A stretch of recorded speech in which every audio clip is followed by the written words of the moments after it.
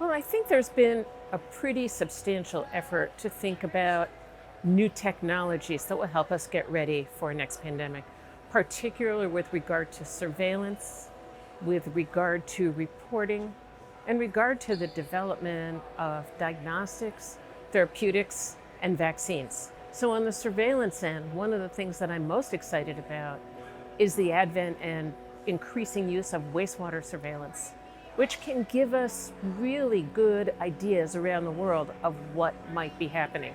There's also excitement about a number of new vaccine platforms that could be ready and respond very rapidly to a new kind of pathogen. We at CEPI, as well as others, are starting to use computationally assisted methods and artificial intelligence to look at how to make better vaccines. Similarly, there's a whole explosion in the field of monoclonal antibodies, which have the opportunity both to treat and potentially to protect people who are exposed early on. So I think trust is going to be a really, really important issue. And I think what I would say here, first of all, pandemics are about public health, they're not about politics. And to the extent that we can learn not to politicize it and then practice what we've learned, I think that will be an important step forward. The other thing I would say is that trust isn't something that you can manufacture at a federal level.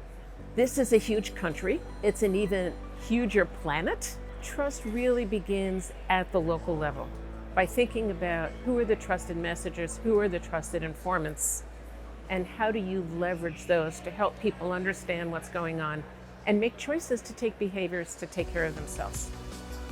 At the same time, new emerging technologies are spewing misinformation and disinformation. And countering that is going to be a persistent challenge. So to be really honest with you, I think it's a mixed bag. I think the public is tired of pandemics and hearing about preparedness. And Congress in particular seems to want to disinvest in this. So this is a big concern for me. We do have new emerging technologies on the horizon, which I think are going to help us. We have to solve the trust problem. And both in the US and globally, we have to solve the problem of who does what and when they do it. That has been a big problem in every emergency. It was a gigantic problem in COVID. We all have to be faster to act and be willing to take some risk. The worst that happens is you start acting to shut down an epidemic or an outbreak before it becomes an epidemic and before it becomes a pandemic. And you shut it down and you go back to normal. That's not a waste of time, energy, or money.